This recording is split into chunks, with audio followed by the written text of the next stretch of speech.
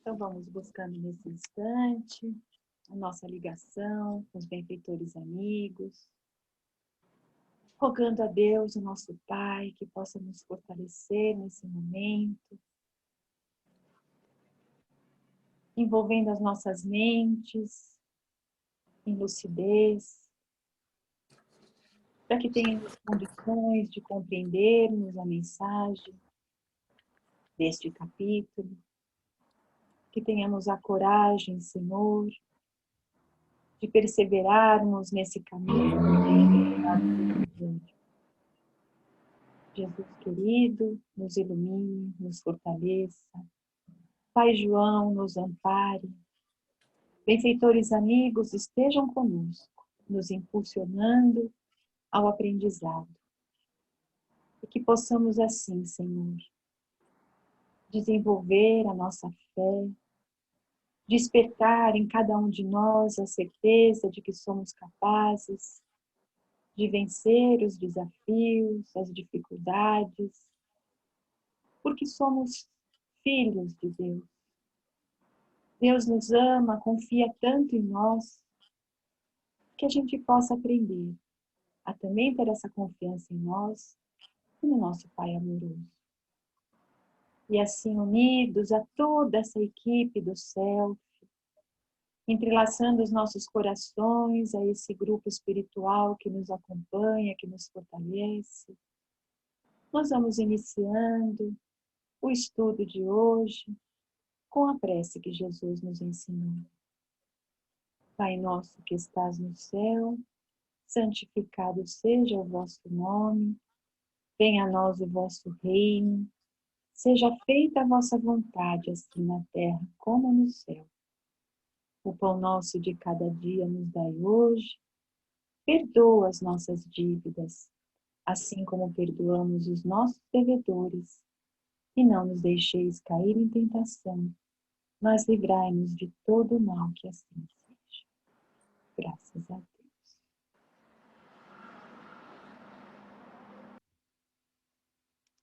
Nós vamos então iniciando, não é, o estudo do capítulo de hoje, do livro Libertação. Hoje é o capítulo 12, um capítulo, como os outros, bastante importante para a gente, com um nome lindo, né? Missão de amor. E este capítulo, então, ele...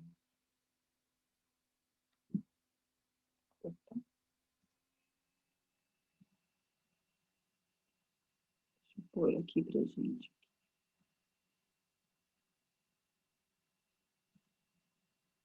Tá dando para ver a tela, gente? Para mim dá para ver resumo, mas Tá. Então tá bom, entrou, tá entrando. Então vamos lá. Então esse capítulo, né, começa com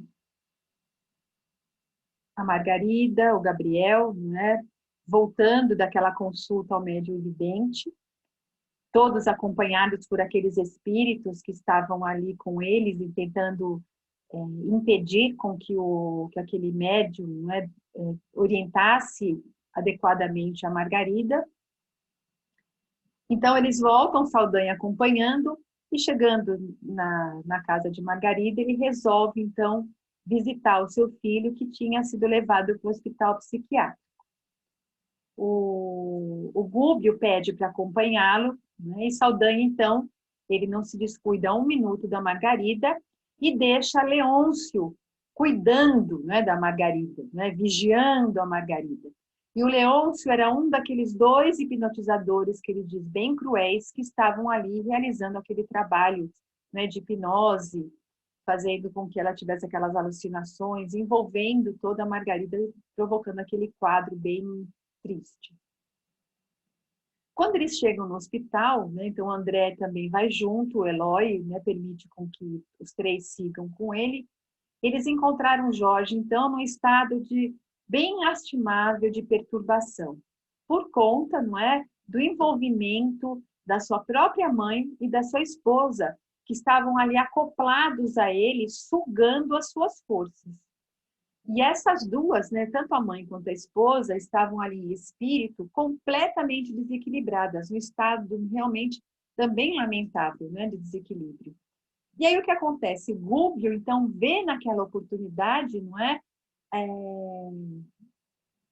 Naquela situação, a oportunidade, então, de ele operar a transformação no Saldanha.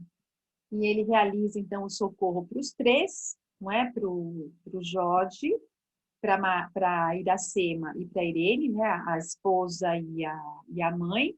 E aí, o que acontece? Aquilo provoca, não é? Um choque de amor tão grande, e ali vai fazer com que Saldanha, então, repense os seus objetivos, né, da vingança. Então, essa missão de amor que o Gubbio realiza em benefício daqueles sofredores, o que o amor é capaz, então, de fazer. Então, esse é o resumo, e na narrativa nós vão ser levantados uns temas bastante interessantes, não é? A vampirização, então, inconsciente de um familiar desencarnado. Ou seja, uma própria mãe ou uma esposa são capazes de se tornarem obsessoras, não pelo desejo do mal, mas por esse vínculo, né, emocional desequilibrado. A gente vai ter aqui o conhecimento de um ambiente espiritual, no caso do hospital psiquiátrico visitado, e que a gente dá para ter uma ideia que os outros hospitais não devem ser tão diferentes.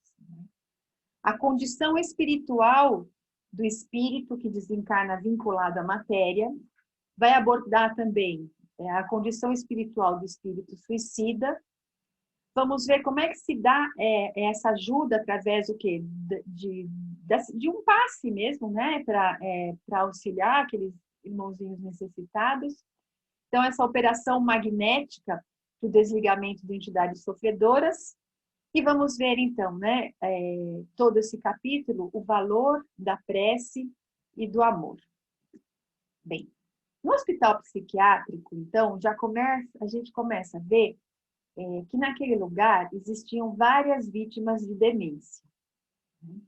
E o que o Gubbio explica que aquelas pessoas ali estavam passando por um reajuste cruel. Então, cruel é porque é muito sofredor, não é? Dolorido, mas um reajuste. Então, aqui a gente já vê uma dica, que é um processo da lei da ação e reação. Então, se há reajustamento das leis. Os espíritos que estavam ali, não é, desencarnados, todos com aspecto assim repugnante, e muitos, né, se arrastavam pelo chão. Então dá para ver assim essa condição bastante triste. Muitos outros, não é, com aparência animalesca, numa situação realmente deplorável. A atmosfera, então, espiritual ali, André Luiz descreve como uma atmosfera sufocante, né? Saturada, então cheia de nuvens escuras, não é? As formas pensamentos, então não só dos encarnados, não é?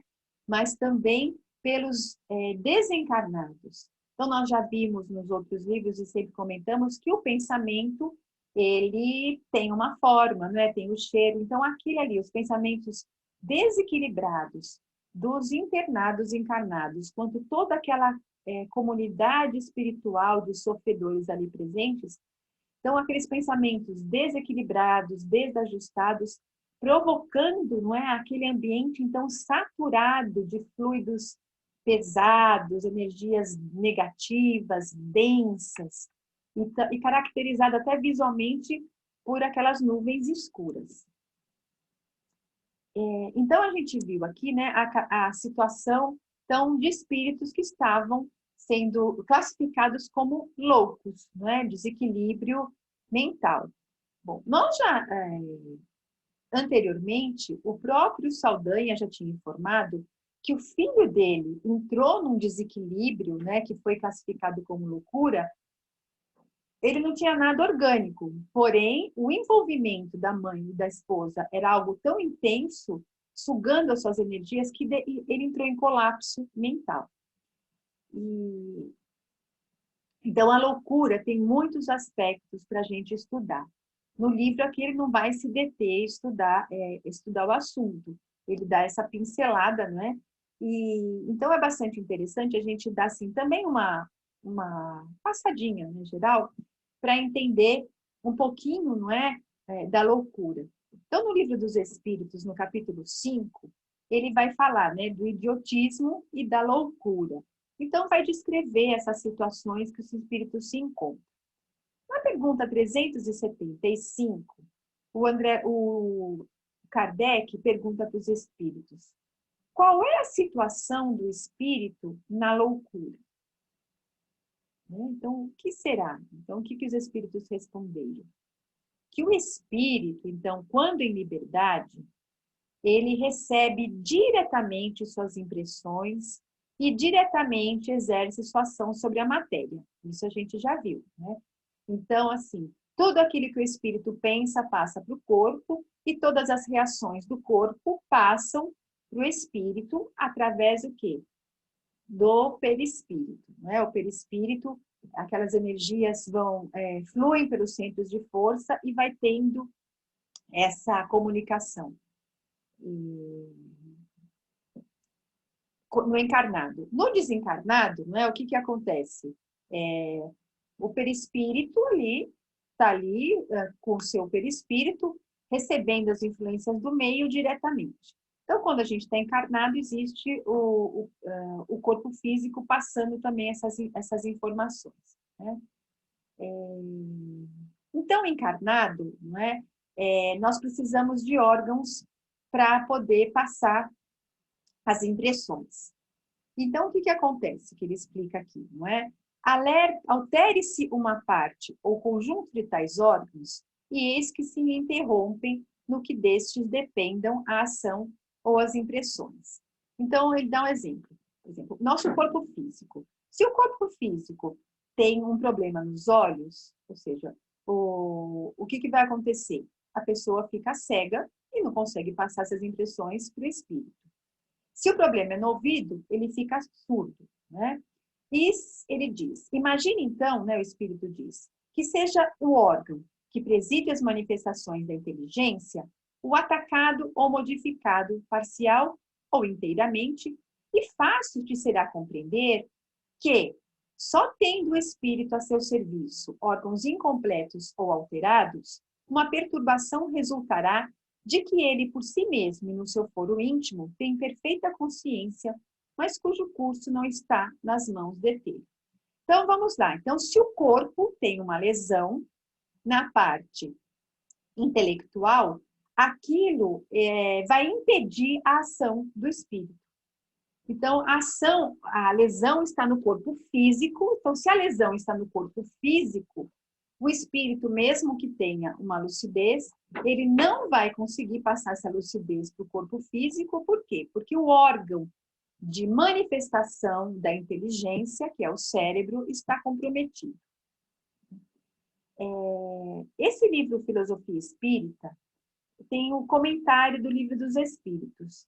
E assim, é um pouco grande, mas eu achei bastante interessante para a gente entender os desdobramentos dessa questão. Então, diz assim, né? A loucura é uma provação dolorosa. Lembrando que está lá na primeira frase, não é? Do nosso capítulo 12, né? Daquela cruel provação. Entre mentes, ninguém foi criado louco. Ou seja, Deus não criou nenhuma pessoa louca. Né? Fala assim, nossa, essa pessoa é louca, Deus é injusto, criou uns saudáveis, outros doentes, uns intelectualmente favoráveis e outros desfavorecidos. Então, ele diz, então, não, ninguém foi criado louco. A loucura, o que é?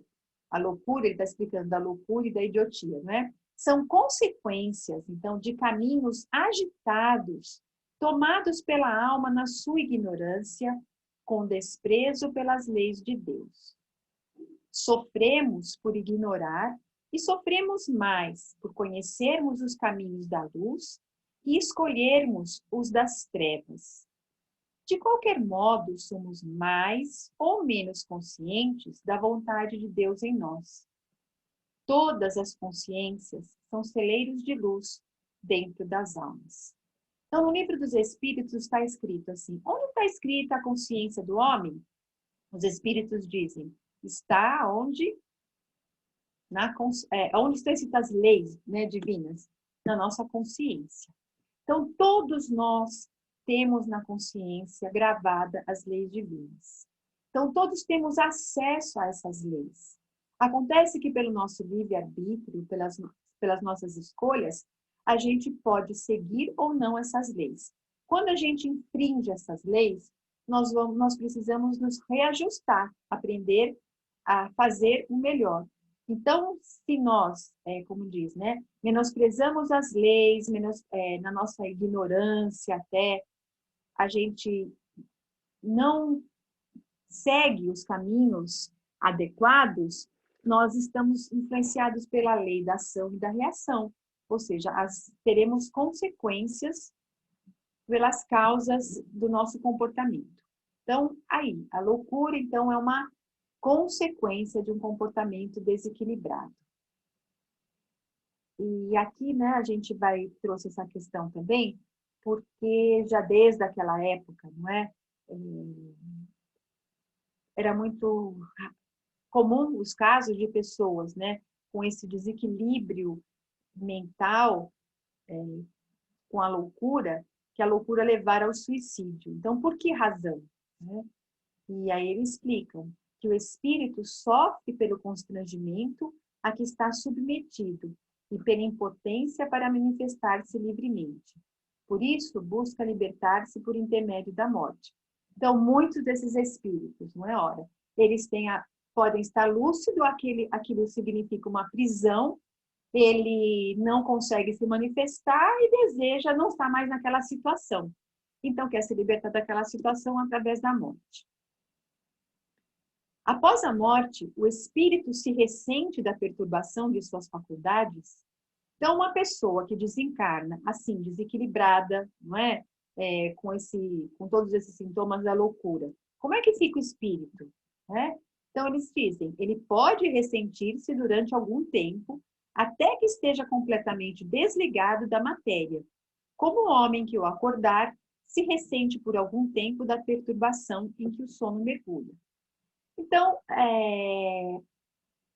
ele, durante um tempo, ele continua, sim, com esses sintomas, pela conexão que tem ainda com a matéria. Né? Mas isso vai passando com o tempo. Agora, esse tempo pode ser mais ou menos curto. Como nós vimos já nos capítulos anteriores, espíritos que, por conta do próprio comportamento, permanecem, né, nos abismos, nesse estágio de demência por muito tempo. Como a alteração do cérebro pode reagir sobre o espírito após a morte? É uma lembrança. Um peso oprime o espírito. E como ele não teve consciência de tudo que se passou durante a sua loucura, é necessário um certo tempo para que se ponha ao corrente. É por isso que quanto mais tenha durado a loucura durante a vida, mais longamente durará a tortura, o constrangimento após a morte. O espírito desligado do corpo se ressente por algum tempo da impressão dos seus ligamentos. Então, toda aquela ligação não é só no caso da loucura. Nós vimos que muitos espíritos doentes, que desencarnam doentes, eles continuam sentindo os sintomas por conta ainda de estarem presos, mentalmente vinculados àquela situação. Conforme vai passando o tempo, vai aceitando, a gente vai se desligando, não é, dessas imagens, tomando consciência de que aquilo era do corpo e vai se libertando. Então, comentando essa última questão também, o espírito Miramês nos explica que o espírito, ele sofre influência da matéria, então, na recordação do tempo em que ele esteve reencarnado em processo de loucura. Esse estado d'alma, ele deixa na consciência a impressão de toda a perturbação do cérebro em desequilíbrio. Então, ele fica com a impressão de que ainda ele vive essa situação. Não há perpetuidade da loucura, nem de penas, como se diz em outras religiões. Então, ele não vai ficar eternamente nesse estado de desequilíbrio. Todos os processos de provações, né, quando a alma se encontra encarnada, se refletem em vários dos seus corpos espirituais, sem o que o espírito não se educa. Todas as lições que recebemos do bem em forma aparente do mal se ambientam nos corpos sutis que usamos com um objetivo que muitas vezes escapa à nossa observação. O Evangelho é uma mensagem de Deus às criaturas, uma mensagem de serenidade, de amor, capaz de limpar as vibrações pesadas que nós mesmos acumulamos na nossa consciência em muitas vidas sucessivas. E não há somente um esquema, não é, de despertamento espiritual. Para os espíritos, são inúmeros os processos de ascensão da alma. As provações que muitas vezes enfrentamos na Terra nos deixam uma soma de condicionamentos muito grande, não somente na argamassa fisiológica da estrutura do cérebro, mas também no perispírito, né, que nós já vimos. O verdadeiro registro das leis está na consciência, onde as letras são mais vivas, as recordações podem se demorar, bem como também desaparecer, desde quando isso não tenha mais importância para a nossa perfeição. Quando um peso oprime o espírito e ele já foi atingido pela compreensão, ele procura meditar mais sobre essa mensagem, até descobrir o que a lei deseja dele. Se não alcança sua linguagem mística, procura quem a entenda para o guiar na orientação mais conveniente. Há espíritos que vivem da recordação das paixões inferiores e cada vez mais acumulam sombras em todos os seus corpos, perturbando todos os seus sentimentos e apagando mesmo temporariamente os valores conquistados. O umbral vive cheio dessas almas que dormem na inconsciência pela lembrança do que fizeram de mal no acúmulo, faltou acento aqui, de vidas indesejáveis. É o que a gente viu naqueles espíritos que estavam sendo julgados ali naquela comunidade que o Gregório governa, né? Existem os loucos da erraticidade, né? Ou seja, os loucos que estão no plano espiritual. No entanto, essas almas estão presas nas teias mentais que elas mesmas criaram. São amarras muito mais fortes que as cordas do mundo. E a própria caridade que nasce do amor não nos deixa auxiliá-las de modo a libertá-las dessas prisões. Mas a fraternidade que nos cobre a todos, provinda do coração do Cristo, nos ensinou a ajudá-las a carregar suas cruzes, favorecendo o despertamento do amor em seus corações por variados processos que a caridade legítima inspira. Assim como o Gubbio explicou, todos nós somos amparados. Por mais que a gente não ofereça a condição, eles vão estar ali, né? Auxiliando, esperando o momento certo, ou esperando o momento que a gente for abrir o nosso coração para levar esse amparo, né? Os hospitais e os remédios, enfim, a doutrina com o passe e água fluidificada, os livros e as conversações evangélicas são a misericórdia em plena função da benevolência, não tirando as lições de urgência para o espírito, mas permanecendo como presença de Deus para todos os sofredores. Aqui no caso dos encarnados, não é? Mas nos desencarnados a gente viu que também tem essa terapêutica do passe. O cérebro físico tem suas reações no espírito, mesmo depois da morte, para que os avisos sejam recordados e para quem recorda, renovar suas intenções no bem que nunca morre. O condicionamento é lei em todos os campos da vida, tanto na Terra quanto no mundo espiritual. O melhor processo de descondicionamento do mal em nós é Jesus e suas atividades permanentes, no seu Evangelho e na revivescência da sua doutrina através da doutrina dos Espíritos. Seguindo Cristo, passamos a recordar somente a luz, por esquecer completamente as trevas. Por isso que Jesus, né, disse que ele é o caminho, a verdade e a vida. Ou seja, o que Jesus trouxe para a gente é o caminho para o nosso equilíbrio, o caminho para a nossa felicidade. Então, é isso, né? Quando a gente volta o pensamento para Jesus, volta a nossa condição, a nossa atenção buscando essa luz, não é? A gente vai se desligando dessas trevas que nós mesmos provocamos para nós.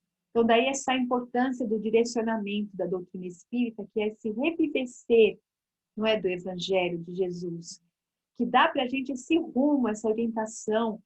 E quando a gente conseguir realmente assim, abraçar o Evangelho, compreender aquele ensinamento, vivificar, deixar aquilo cada vez mais assim, dentro mesmo de nós, a gente vai se libertando das nossas amarras, porque a gente vai tendo esse direcionamento correto.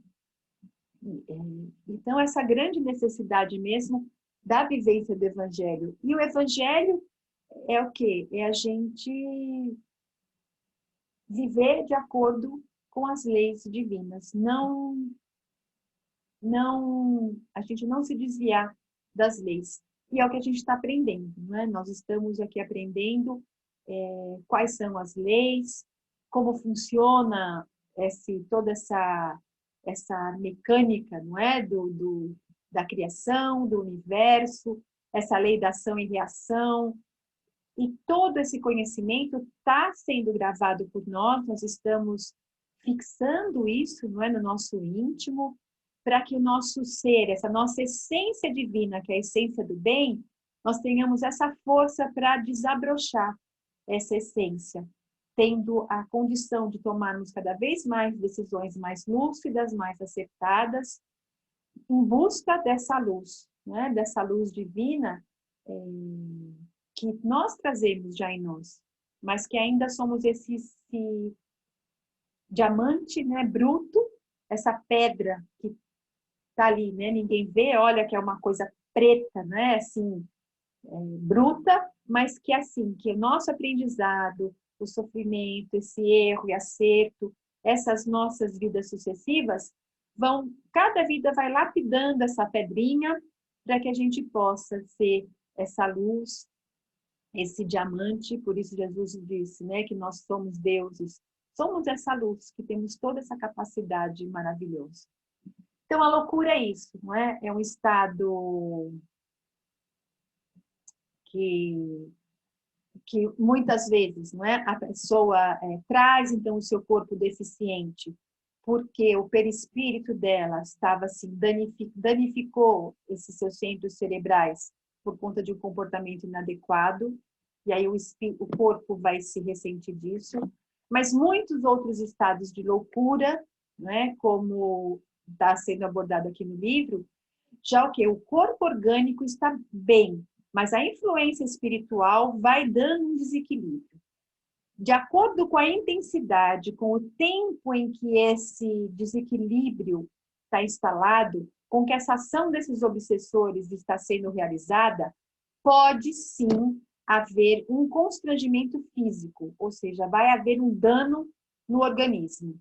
E aí, quando dá esse dano, o processo já fica irreversível. Tá?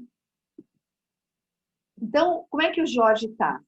O Jorge, o André Luiz diz, o estado dele é lamentável, deslocado, abatido, né? E ele registra isso, né? Encontramos-lo de bruços, no cimento gelado da cela primitiva. Mostrava as mãos feridas, coladas ao rosto imóvel. Agarradas a ele, ligadas ao círculo vital que lhe era próprio, a mãezinha Iracema, não é? E a esposa Irene, desencarnadas, absorviam os recursos orgânicos. Jaziam igualmente estiradas no chão, letárgica quase, como se houvessem atravessado violento acesso de dor. Então, como é que elas desencarnaram? Não é? Extremamente com a mente ligada no Jorge.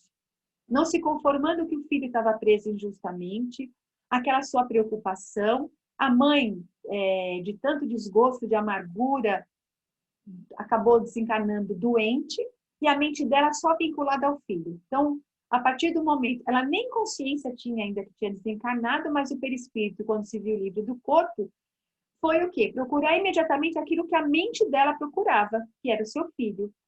Você vê, ela não tinha nem consciência de que ela estava do lado do filho, de que ela estava sugando as energias do filho, que estava adoecendo o seu próprio filho, assim como a esposa. Não é? Então, elas estavam nesse caso de demência, de inconsciência, por conta do próprio sofrimento da situação que elas também acabaram gerando para elas mesmas. Não é? Então, a Irene, não é? Que é a mulher dele, a suicida, trazia o quê? A mão, né, presa na garganta, apresentando o quadro perfeito de quem vivia sob dolorosa aflição de envenenamento. Então, aqui já está mostrando nosso espírito do suicida. Vive uma aflição intensa. Ela estava o quê? A aflição, ela estava revivendo, então, a sensação do processo do desencarne dela. Ao passo que a genitora enlaçava o enfermo, de olhos parados nele, exibindo ambas sinais iniludíveis de tormentada introversão. Fluidos semelhantes à massa viscosa cobriam-lhes todo o cérebro, desde a extremidade da medula espinhal até os lobos frontais, acentuando-se nas zonas motoras e sensitivas. Então, pela própria condição emocional delas, né, dos sentimentos, elas estavam como? Tristeza, mágoa, revolta, ódio. Aquilo,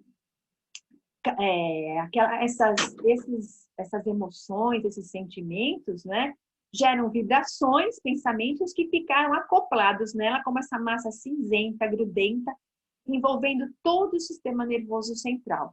Então, envolvia o seu corpo físico e elas levaram isso no perispírito. Por isso, elas estavam completamente dementadas, aturdidas.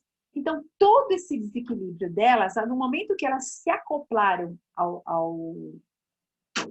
ente querido dela, essa figura do amor, o que aconteceu? Essas emanações dela, elas passavam para eles e, ao mesmo tempo que elas estavam sugando as energias vitais dele, para que elas também pudessem se fortalecer. Então, inconscientemente, elas estavam se tornando vampiras do próprio filho, né? Então, ambas estavam, então, fluidicamente imantadas na ele, não é?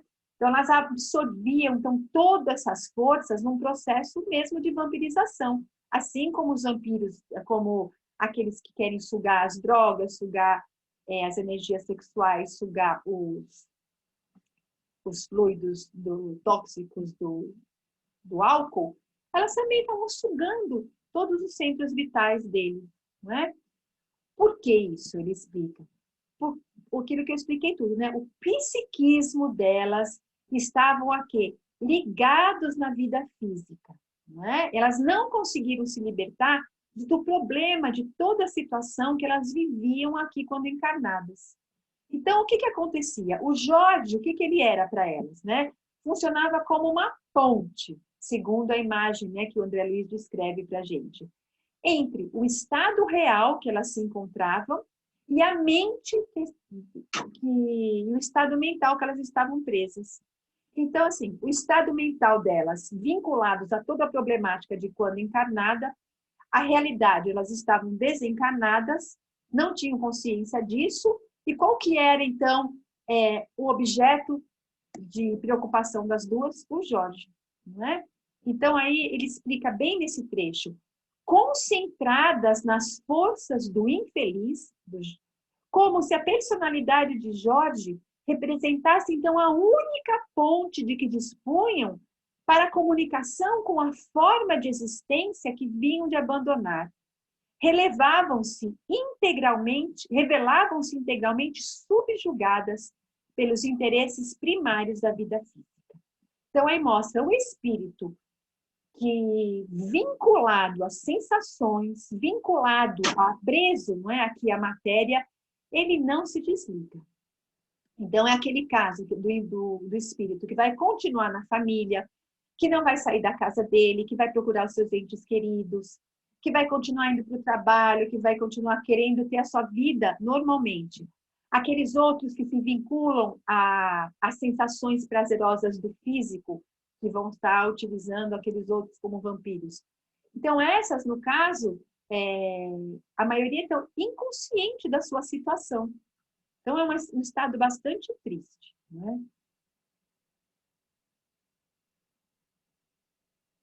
Irene e Iracema, então, elas estavam em completo desequilíbrio mental.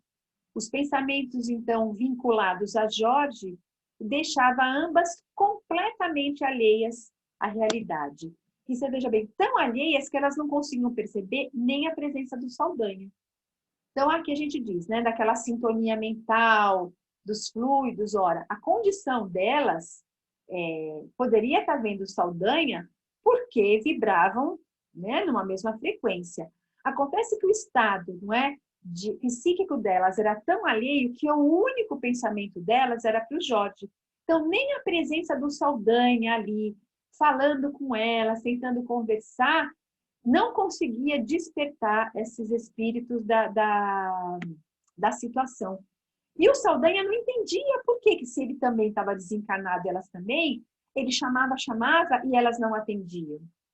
E aí o Gúbio, então, explica para ele, né?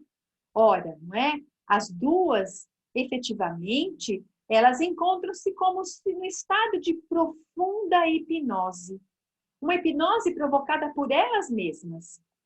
Por quê? Porque nossas irmãs não conseguiram, por enquanto, ultrapassar o pesadelo do sofrimento no transe da morte.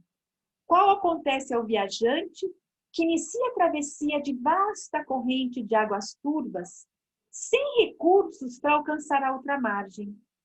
Ligadas ao filho e esposo, objeto que lhe centralizou nas horas finais do corpo denso, todas as preocupações afetivas, combinaram as próprias energias com as forças torturadas dele e aquietam-se aflitivamente no centro dos fluidos que lhes constituem criação individual. Como acontece ao Bombix Mori, a lagartinha do bicho da seda, imobilizado e dormente sobre os fios tecidos por ele mesmo. Então, o que acontece, não é? Elas ficaram naquele monoideísmo, a ideia fixa delas, o movimento, quando nós desencarnamos, o espírito passa por um período de perturbação mais ou menos intensa, mais ou menos duradoura, dependendo da situação, da condição espiritual de cada um. Então, naquele momento que o perispírito, né, se desvinculou do corpo físico, naquele transe, né, naquela separação, ou seja, naquele momento, a preocupação delas intensa ainda era o filho, não despertaram. Então, se vincularam ao filho, porque o filho também, não é? Na angústia, na preocupação com a mulher, na preocupação com a mãe, também, né, naquela situação de tensão, de desequilíbrio, aquilo houve, né, o interruptor e a tomada. Então, houve essa ligação. E elas ali, ficaram ali, né, presinhas, como se fosse num casulo, aqueles próprios pensamentos delas sendo construídos ali, elas se alimentando da energia deles, ele também sentindo todo o desequilíbrio delas, e aí toda essa situação triste que a gente está vendo. Só um segundinho, gente.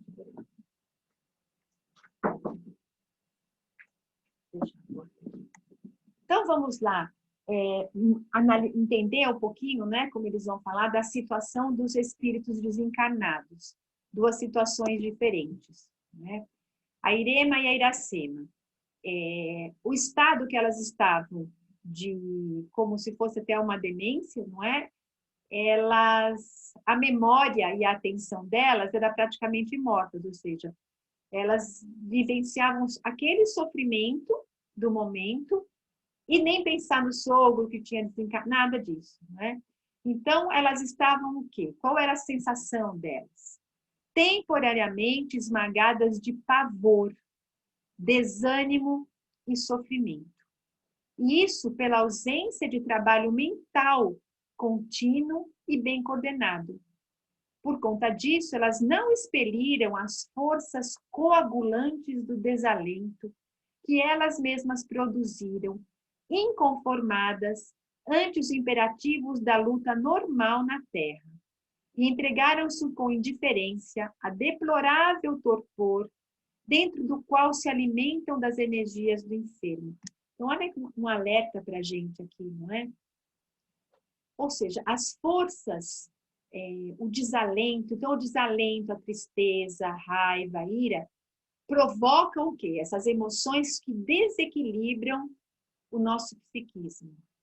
Envolvem negativamente o nosso corpo físico e o perispírito. E o que acontece? Forças coagulantes vão formando mesmo, você não vira aquele que ele descreve, aquela massa cinzenta? Então, aquilo vai ficando impregnado, né?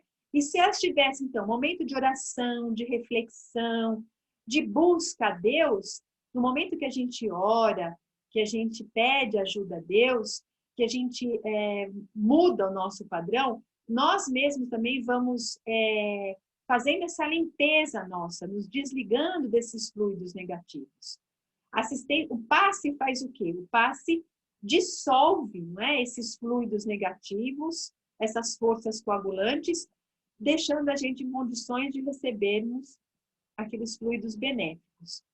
Mas a gente consegue o quê? Quando a gente faz uma oração, quando a gente está pondo pensamentos positivos, quando a gente está assim, meu Deus do céu, eu não estou bem, eu acho que eu estou me sentindo desequilibrada, eu não estou numa situação favorável hoje.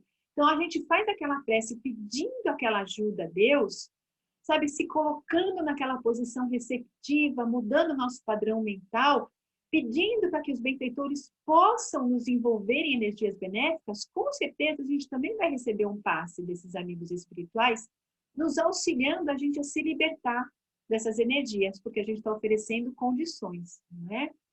Então, veja bem o que ele fala. Drenado incessantemente nas reservas psíquicas, o doente, hipnotizado por ambas, vive entre alucinações e desesperos, naturalmente incompreensíveis para quantos os rodeiam. Então, fisicamente, todos os exames não tem nada, ele não tem nenhuma patologia que justifique a loucura. Porém, o quê? Todos os centros de equilíbrio dele estavam sendo sugados por elas. Além do que, toda aquela angústia que ele já sentia triplicada, porque ele pegava a angústia dele, somava a angústia da mãe e da mulher. Então, aquilo tudo crescendo, levando a todo aquele desequilíbrio total dele. Né? Então, os três ali numa simbiose mental. E aqui nós vamos, então...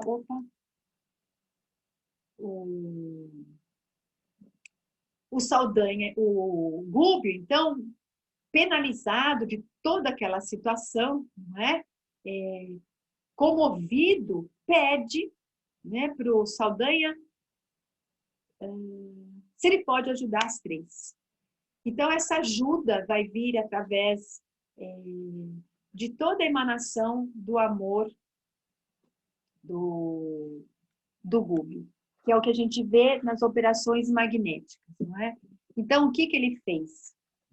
Ele, veja bem, o André Luiz narra tão bonito, não é? Gúbio, sob nosso olhar então comovido, afagava a fronte das três entidades sofredoras, parecendo liberar cada uma dos fluidos pesados que as entorpeciam em profundo abatimento. Decorrida meia hora na evidente operação magnética de estímulo, endereçou um novo olhar ao verdugo de Margarida, que lhe analisava os mínimos gestos com dobrada atenção e interrogou. Saldanha, não te agastarias se orasse em voz alta? Então ele fala que ele pode ajudá-lo, se agacha, não é?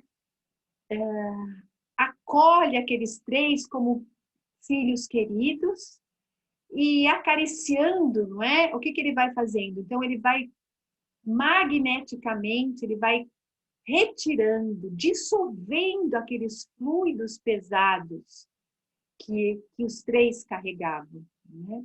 E aí, quando ele vai, então, espera, né, o momento certo de ver que Saldanha já estava quebrando, não é, as suas resistências, ele diz para Saldanha: posso orar em voz alta? Ou seja, se ele em silêncio já estava provocando toda aquela reação, em voz alta, aquilo iria tocar mais profundamente o Saldanha e ele iria poder, assim, liberar todo aquele seu potencial, né? E a prece que ele faz é algo assim tocante, né? De ver a sensibilidade desse espírito, a lucidez e realmente o coração misericordioso, a empatia com aqueles sofredores. Então, aqui nós vamos pegar só alguns trechinhos que é o que acredito que tenha tocado muito o coração do Saldanha. Então, ele começa, não é? Senhor Jesus, nosso divino amigo. Há sempre quem peça pelos perseguidores, mas raros se lembram de auxiliar os perseguidos. Desculpe, vamos começar de novo, hein? Há sempre quem peça pelos perseguidos, mas raros se lembram de auxiliar os perseguidores. Em toda parte, ouvimos rogativas em benefício dos que obedecem. Entretanto, é difícil surpreendermos uma súplica em favor dos que administram. Há muitos que rogam pelos fracos para que sejam a tempo socorridos. No entanto, raríssimos corações imploram concurso divino para os fortes, a fim de que sejam bem conduzidos. Senhor, tua justiça não falha. Conheces aquele que fere e aquele que é ferido. Não julgas pelo padrão de nossos desejos caprichosos, porque teu amor é perfeito e infinito. Nunca te inclinaste tão somente para os cegos, doentes e desalentados da sorte, porque amparas na hora justa os que causam a cegueira, a enfermidade e o desânimo. Se salvas em verdade as vítimas do mal, buscas igualmente os pecadores, os infiéis e os injustos. Gúbio transformara-se gradualmente. As vibrações vigorosas daquela súplica que arrancara o próprio coração expulsaram as partículas obscuras de que se havia tocado quando eles penetraram a colônia penal em que eles conheceram Gregório. E a sublimada luz brilhava-lhe agora no semblante que o pranto de amor e compunção irisava com intraduzível beleza. Parecia ocultar desconhecido lampadário no peito e na fronte, que despendiam raios luminosos de intenso azul, ao mesmo tempo que formoso fio de claridade incompreensível o ligava com o alto perante nosso aturdido olhar. Então, foi o poder da prece, não é? Vocês me perdoem se estiver gravado, mas a gente vê de novo que é lindo demais, né? Então, fim do intervalo, fez incidir toda a luminosidade que o envolvia sobre as três criaturas que asilava no regaço e exorou. É para eles, Senhor, para os que repousam aqui em densas sombras, que te suplicamos a bênção. Desata-os, mestre da caridade e da compaixão. Liberta-os para que se equilibrem e se reconheçam. Ajuda-os a se aprimorarem nas emoções do amor santificante, olvidando as paixões inferiores para sempre. Possam eles sentir-te o desvelado carinho, porque também te amam e te buscam, inconscientemente, embora permaneçam supliciados no vale fundo de sentimentos escuros e degradantes. Então, como nós falamos, o André Luiz fica muito comovido com essa oração, fica até espantado de ver que ele não teve esse arrojo de chegar e rezar pela filha dele, não é? Mas ali, por aqueles que estavam fazendo contra a própria filha dele, ele estava lá orando. E lembrou-se, não é? Da recomendação de Jesus, quando disse: ama o teu inimigo, ora por aqueles que te perseguem e caluniam. Perdoa 7 vezes, não 7 vezes, mas 70 vezes 7 vezes, não é? Em sua prece, Rubio, então, seguiu à risca os ensinamentos de Jesus de que devemos amar os nossos inimigos.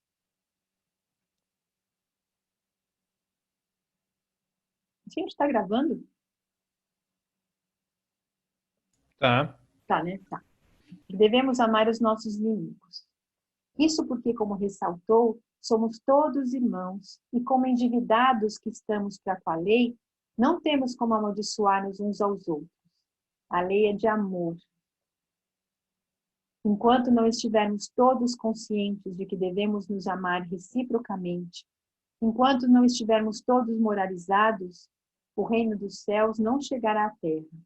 Daí a importância de orarmos não só pelos que sofrem, mas também pelos que causam o sofrimento, para que todos cresçamos espiritualmente, pois só assim seremos felizes. E o André Luiz, descrevendo o momento da oração, né, ele diz: jorros de luz projetavam-se em torno dele, atirados por mãos invisíveis aos nossos olhos. Com perceptível emotividade, Rubio aplicou passes magnéticos em cada um dos 3 infelizes e, em seguida, falou ao rapaz encarnado: Jorge, levanta-te, estás livre para o necessário reajustamento. O interpelado arregalou aos órgãos visuais, parecendo acordar de pesadelo angustioso.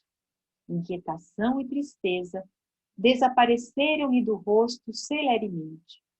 No impulso maquinal, obedeceu à ordem recebida, erguendo-se com absoluto controle de raciocínio. A interferência do benfeitor quebrara os elos que o prendiam às parentas desencarnadas, liberando-lhe a economia psíquica. Bom, aqui ele fala, então, do passe magnético, né? O que é um passe magnético? É um tipo de passe que o emissor vai doar sua própria força magnética. Segundo a condição moral do doador, a sua capacidade de doar fluidos e o seu desejo sincero de amparar o próximo, esse passe ele é mais intenso ou não, né? Ele é utilizado no tratamento das perturbações espirituais transitórias, nas enfermidades da mente e no reequilíbrio de si mesmo. Então, aqui, né, encarnados, nós temos o passe magnético, que as energias do passista vão ser passadas para aquela criatura, visando o quê? O reequilíbrio dela, né? Ora, no plano espiritual, ele também a passou. Ele também, o que ele estava doando naquela hora? As forças dele, né? Canalizando as suas próprias energias em benefício daquelas criaturas. E com isso, né, houve então o despertar daquelas irmãzinhas. Então, Iracema. A Iracema gemia, não tinha noção de onde estava, e até quando começou a despertar, ela chegou a passar na cabeça dela: nossa, será que eu morri? Não é? Mas ela vivia, então, uma situação como se fosse um pesadelo. As emoções delas ainda descontroladas, desconectadas, e a gente vê que, assim, que ela entra realmente em desespero, não é? E aí, nesse desespero, ela olha ao redor e busca, então, socorro no esposo, que ela viu o Saldanha ali.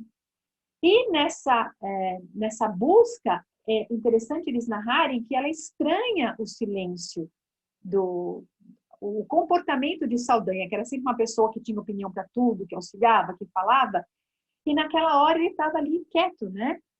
E recompondo-se, então, gradualmente, ela pergunta a Saldanha por que ele emudecera, faltando, então, aquela palavra amorosa e confiante de outro tempo, ao que o verdugo de Margarida respondeu significativamente. E aqui a gente já viu, assim, o primeiro sinal claro da transformação dele, né? Do impacto que aquele amor do Gúbio, do trabalho que ele estava realizando para beneficiar seus entes queridos, causou. Iracema, eu ainda não aprendi a ser útil. Não sei confortar ninguém. Então aqui a gente vê que o Saldanha caiu em si, não é? Aquela prece tocante dele rogando a Deus pelos algozes, aquele amor com que ele se debruçou sobre os seus familiares e despertou primeiro o seu filho, o amor, aquela luz, não é? Que você vê aquela energia toda que estava irradiando sobre ele, aquilo tudo foi tocando as fibras íntimas do Saldanha. E aquilo tocou de uma tal maneira que o que eu achei muito significativo, ele falar, eu ainda não aprendi. Então aqui já está mostrando para a gente essa coisa do cair em si e do despertar dele. Porque ele podia falar assim, Iracema, eu não aprendi a ser útil, não sei confortar ninguém. Eu ainda não aprendi. Então ele está se mostrando numa situação mesmo de fragilidade e também de algo que já no inconsciente dele mostra, não, mas eu vou modificar, eu vou me transformar, né? E aí ela pergunta, então, pelo filho, pela nora, não é? E aí depois de ver toda aquela situação, o sofrimento, e que tudo, né, foi resolvido ali, que todos foram socorridos, desligados, ela exausta, né, exaurida de todo aquele sofrimento, de toda aquela situação de perda de energia que ela estava, ela suplica, então, a dádiva de um leito. Né? Então, aí ela e Irene são encaminhadas ao poço de socorro. Então, vamos aí. Só que antes da Irene ser encaminhada, teve o despertar dela. Né? Então, Gúbio a desperta e envolve seus centros cerebrais em energias vigorosas. A situação dela era muito pior, porque ela era uma suicida, não é? Ela sentia dificuldade em articular a voz, sufocava-lhe ruidosamente, presa de angústia infinita. Porque ela estava o quê?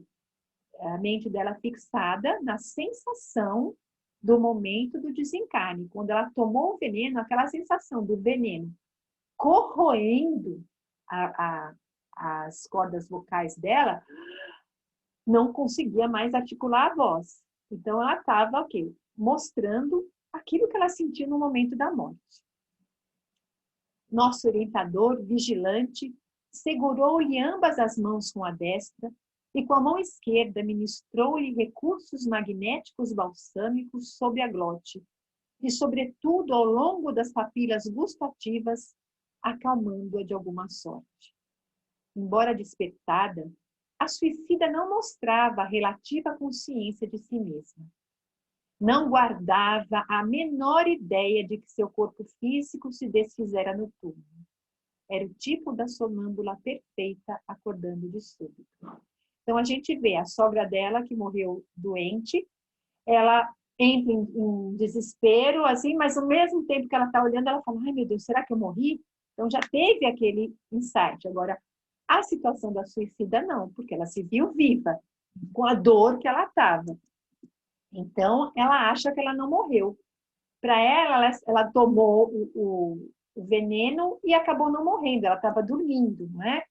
E então, imediatamente, o que ela faz? Ela se dirige para o marido pedindo perdão por aquele gesto impensado e ainda até agradecendo, ai, que bom que eu não morri, não é? Mas ela estava como? Aflita, irrequieta, mas ao mesmo tempo revoltada e sentia que a garganta, então, corroída pelo veneno. Né? Aflita, não é? Ela chama, cadê a filha dela? A filha dela também queria um médico. Ao ser informada que ela desencarnou, ela cai de joelhos, né, aos soluços, e clama desesperada. A morte é uma tragédia pior que a vida. Né? Ao que Gúbio diz a ela, que a morte é simples mudança de veste. Somos o que somos. Depois do sepulcro, não encontramos senão o paraíso ou o inferno criados por nós mesmos. Então, aqui a gente já viu um pouquinho assim uma das consequências do suicídio. Né?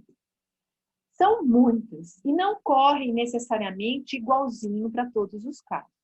Existem os atenuantes, existem os agravantes, cada caso é um caso. Mas, de uma maneira geral, né, todos têm um desapontamento.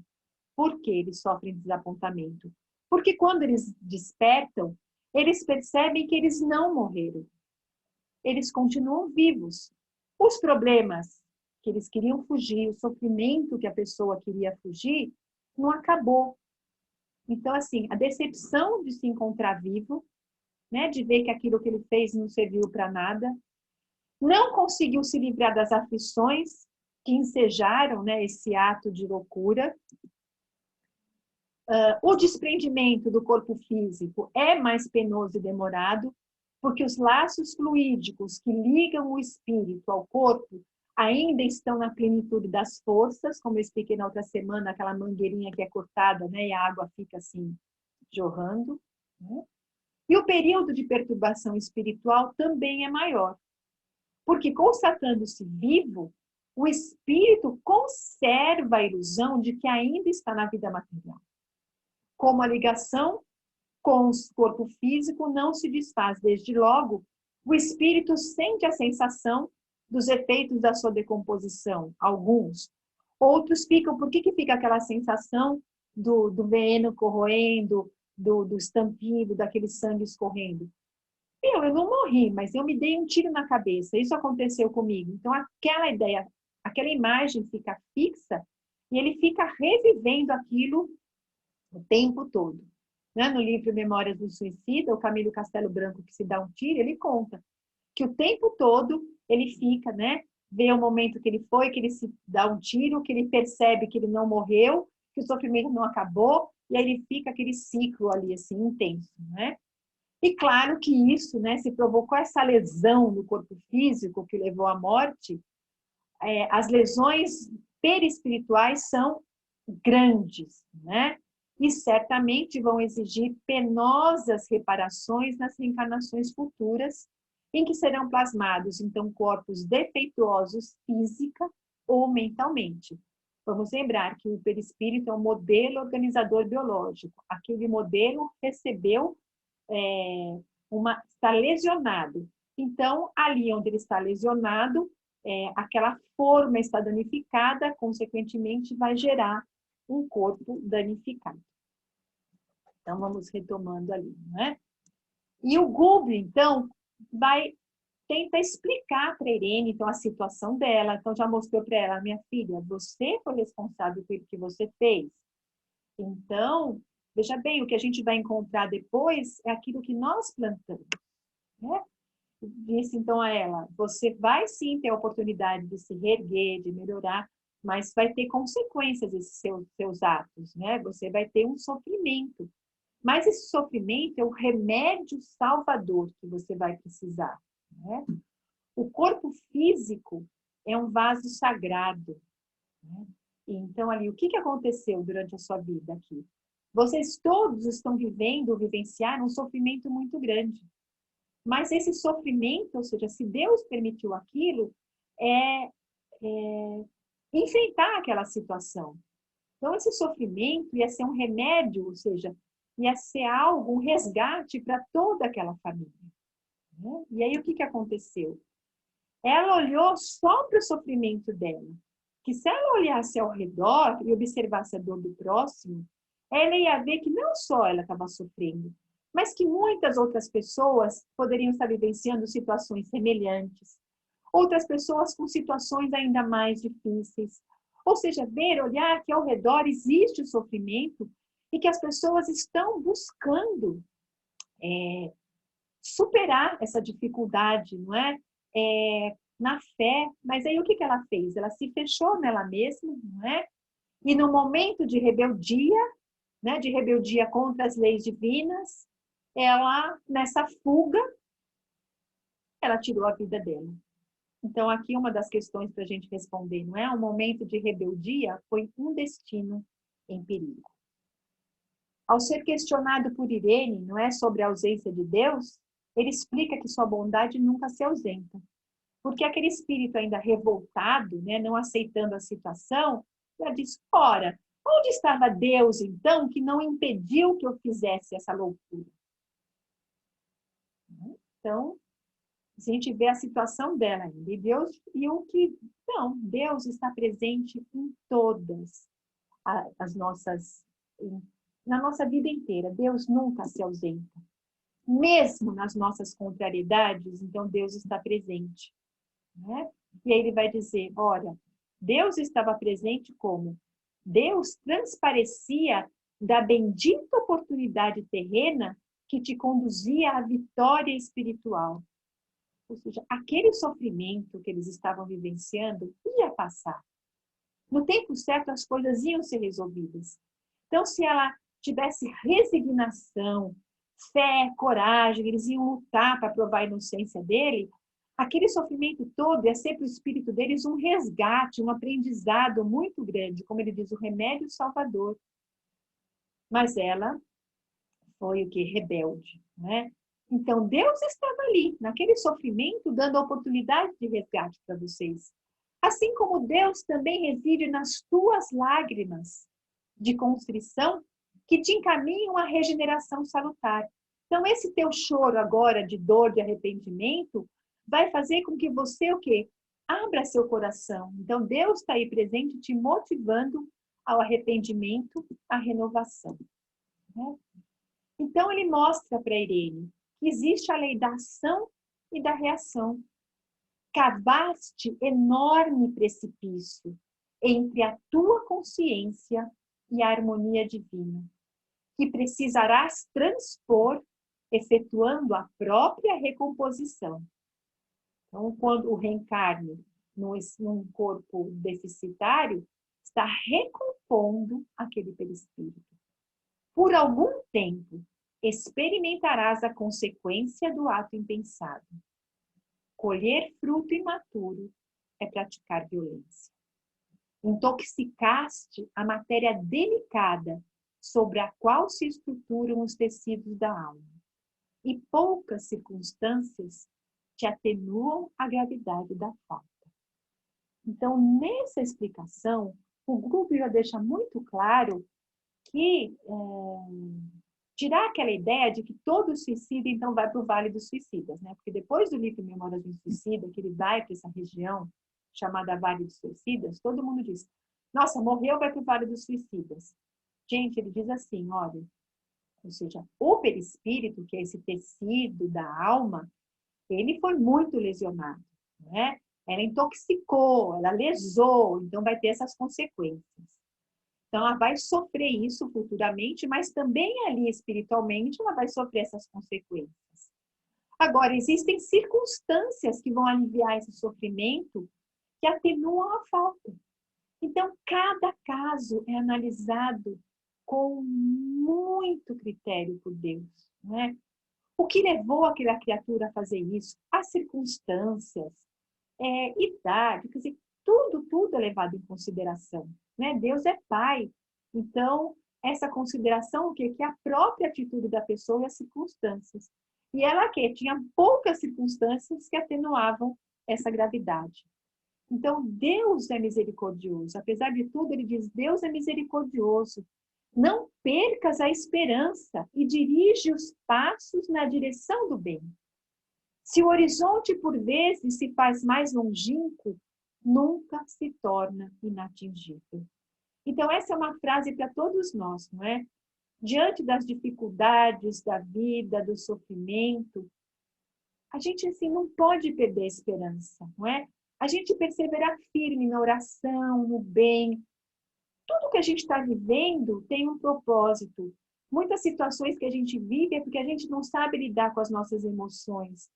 Mas assim, se às vezes o sofrimento, as situações estão sendo difíceis, estão demorando para passar, vamos confiar que assim, vai passar. Né? Maria já falou pro Chico, tudo passa, até as coisas boas passam. Então, quando a gente vê isso, na hora assim, que a gente está angustiada, sofrendo, a gente fala, meu Deus do céu, o Senhor está comigo. Se o Senhor está permitindo isso, é que o Senhor sabe que eu vou ser capaz, me ajuda, me dá força para eu conseguir enxergar essa luz no fim do túnel, né? Que vai passar. Então, Deus é misericórdia. Né? e por todo esse esclarecimento amoroso, por todas essas explicações, mesmo com tudo isso, apesar de todos esses esclarecimentos, a Irene permanecia revoltada, atormentada, desejosa de vingança, e ainda se dirige agressiva para o Saldanha, cobrando dele providências para a vingança, não tendo nem noção de tudo que o Saldanha estava fazendo, não é? E ele ali, não é? A gente viu o impacto daquela cobrança nela, porque ele estava fazendo tudo aquilo e, ao mesmo tempo, tudo aquilo que ele estava vendo provocou já uma mudança nele, não é? E com tudo isso, ele busca, não é? Não sabe nem o que falar e busca o Gúbio. E o Gúbio aí é mais enfático, não é? Com a Irene diz: a certeza da vida vitoriosa acima da morte não te infunde respeito ao coração? Supões estejamos subordinados a um poder que nos desconhece? Perante a verdade nova que te surpreende a alma, não percebes a infinita sabedoria de um supremo doador de todas as bênçãos? Onde se encontra a felicidade da vingança? O sangue e as lágrimas de nossos inimigos apenas aprofundam as chagas que nos abriram nos corações. Acreditas que a legítima consagração de um pai deva traduzir-se através da dilaceração ou do homicídio, da perseguição ou da cólera? Saldanha veio até esse cárcere por amor, e eu creio que as mais nobres conquistas dele lhe retornam à superfície da personalidade triunfantes e renascentes. Não lhe precipites a ternura paterna no abismo do desespero, de cujas trevas procuras inutilmente fugir. Então, olha só, essa resposta, não é, que ele dá para Irene, de chacoalhando ela para a realidade, ao mesmo tempo foi direcionada para o próprio Saldanha, não é? Onde ele fez Saldanha o quê? Despertar e falar assim, ué, o que ele está fazendo?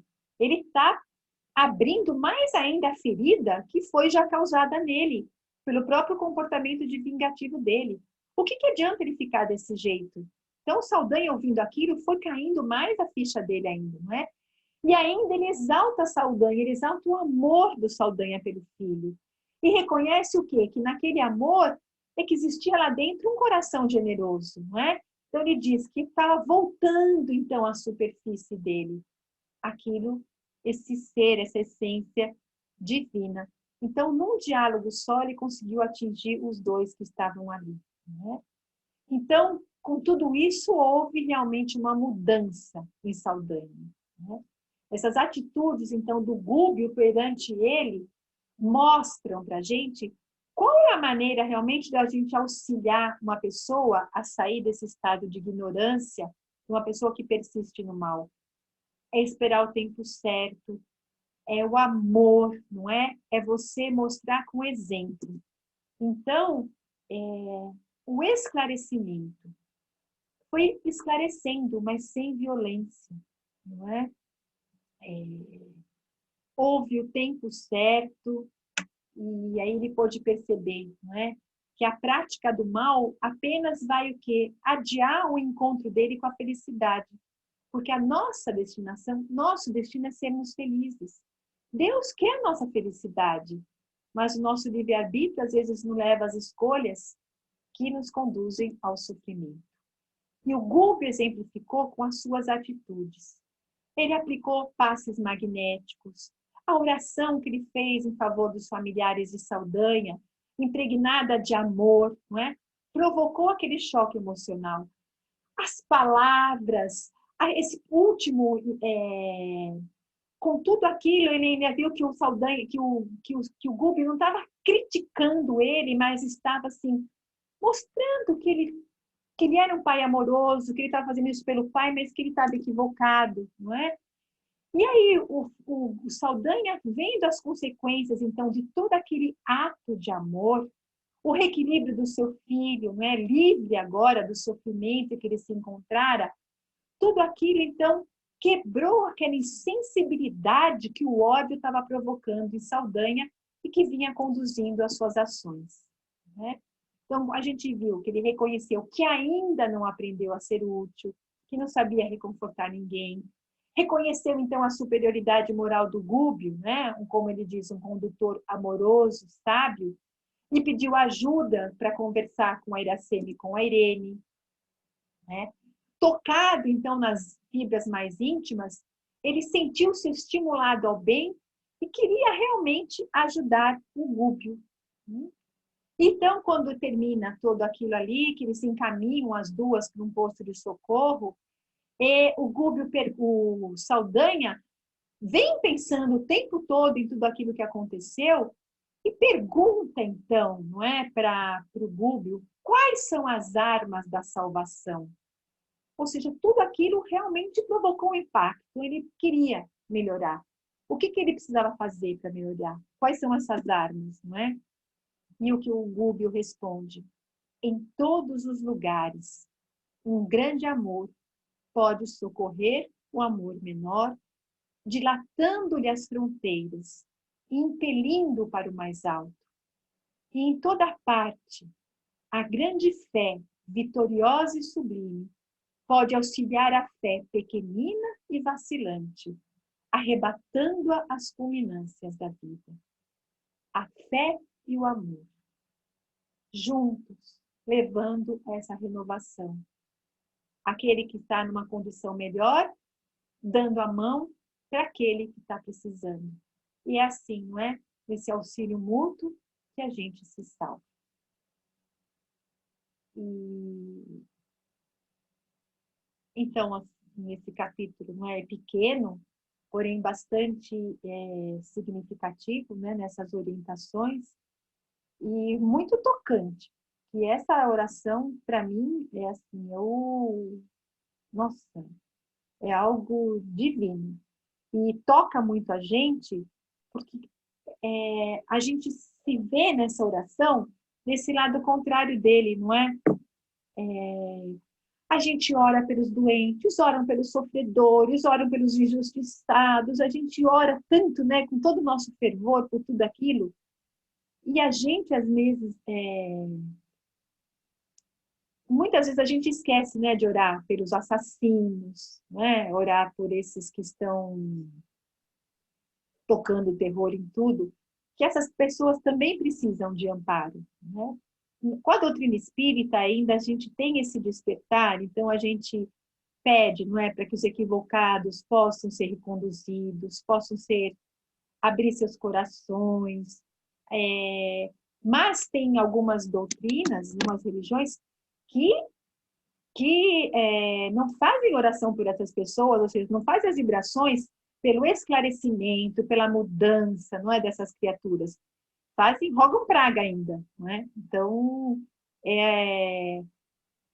o Gúbio mostra bem, quer dizer, que Deus é imparcial, ele está ali preocupado com todos os seus filhos. E como Jesus disse, ele veio para os doentes. Então, quem são esses todos, se não são os doentes da alma? Todos nós somos, mas esses são mais doentes ainda, né?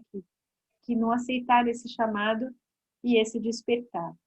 Então, é muito lindo a gente conhecer qual é a postura de um espírito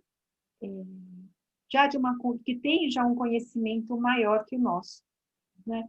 Dessa paciência, de saber encontrar o momento mais adequado para fazer as coisas, de não se precipitar. Então, o André Luiz vai narrando, né, descrevendo o comportamento do Gúbio, e a gente vê a diferença, né, da gente, né, espíritos ainda no patamar do André, com já um espírito superior, né? Quanto a gente tem ainda que aprender mesmo a lidar com as nossas emoções, com os nossos sentimentos. Alguém tem algum comentário, quer falar de alguma parte também que achou importante, que nós não falamos?